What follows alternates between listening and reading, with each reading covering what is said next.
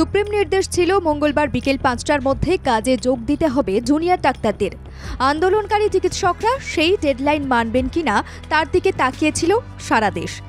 দেখা যায় অবস্থানে অনড় রইলেন জুনিয়র ডাক্তাররা। ৫ দফা দাবিতে তারা স্বাস্থ্য ভবন অভিযানের ডাক দেন। আরজিকর মেডিকেল কলেজের ধর্ষণ এবং খুনের ঘটনার সঙ্গে জড়িতদের চিহ্নিত করে দোষীদের দৃষ্টান্তমূলক শাস্তি দিতে হবে। কলকাতা পুলিশের কমিশনার বিনীত গোয়েলকে ইস্তফা দিতে হবে। একই সঙ্গে রাজ্যের সমস্ত মেডিকেল কলেজ, হাসপাতাল ও স্বাস্থ্যকেন্দ্রের চিকিৎসক এবং স্বাস্থ্যকর্মীদের নিরাপত্তা সুনিশ্চিত করার দাবিও তোলা হয়েছে। এছাড়াও রাজ্যের সব মেডিকেল কলেজ, হাসপাতালে ভয়মুক্ত পরিবেশ গড়ে তুলতে হবে। সবকিছু আলোচনার মাধ্যমে মেটানোর আহ্বান জানিয়েছিলেন মুখ্যমন্ত্রী মমতা বন্দ্যোপাধ্যায়। সুপ্রিম কোর্টও জনস্বার্থে চিকিৎসকদের কাজে যোগ দেওয়ার নির্দেশ জারি করে, তবুও তারা অনড় থাকেন।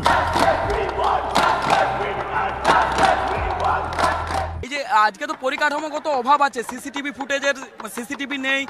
আমরা কি কোন আশায় যাব? কাল যে আরেকজন আমার দিদি বা বোনের সঙ্গে এইরকম ঘটনা ঘটবে না, ন্যাক্কারজনক ঘটনা ঘটবে না, তার দায়িত্ব, তার রেসপন্সিবিলিটি কে নেবে? আইন তো অমান্য করার কিছুই নেই। কালকে সুপ্রিম কোর্ট তো বলেই দিয়েছে যে কালকে থেকে 5টার মধ্যে ডিউটি ফিরতে। এবার 5টার মধ্যে ডিউটি না ফিরলে বাকি যা দায়িত্ব নেবে সেটা তো সরকার নেবে। সরকার বাকি দায়িত্ব যেটা নেবে সেটা দেখা যাক। আমরা এখানে বসেই আছি। স্বাস্থ্য ভবনের সামনে অবস্থান আন্দোলন থেকে দাবির আওয়াজ জোরদার হয়। তাতে পুলিশ সংযত আচরণ করে। সুপ্রিম নির্দেশকে অগ্রাহ্য করার অভিযোগ উঠেছে জুনিয়র ডাক্তারদের বিরুদ্ধে।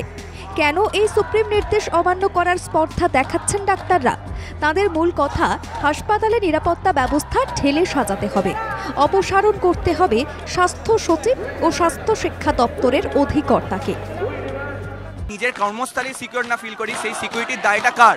সেই সিকিউরিটির দায়ী আজকে আমরা জিজ্ঞেস করার জন্য আজকে আমরা স্বাস্থ্য ভবনে এসেছি। স্বাস্থ্য ভবনে যারা আমাদের আজকে আমাদের যা অথরিটি আছে তাদের কাছে আমরা জবাব চাইতে এসেছি। চলতি মাসের ১ তারিখে রাজ্যের নতুন মুখ্য সচিব হিসেবে দায়িত্ব নিয়েছেন মনোজ পান্থ। তিনি প্রশাসনিক তৎপরতা বাড়ান। এই অবস্থায় মুখ্যমন্ত্রী নবান্নে আন্দোলনকারীদের ইমেল মারফত আলোচনায় বসার জন্য ডেকে পাঠান। সেই ইমেলের প্রাপ্তি স্বীকার করেছেন জুনিয়র ডাক্তাররা। নবান্নে মুখ্যমন্ত্রী আলোচনার দরজা খুলে দেওয়ায় তা ইতিবাচক পদক্ষেপ বলে চিকিৎসকদের একাংশ মনে করছেন। ব্যুরো রিপোর্ট, বাংলা জাগো।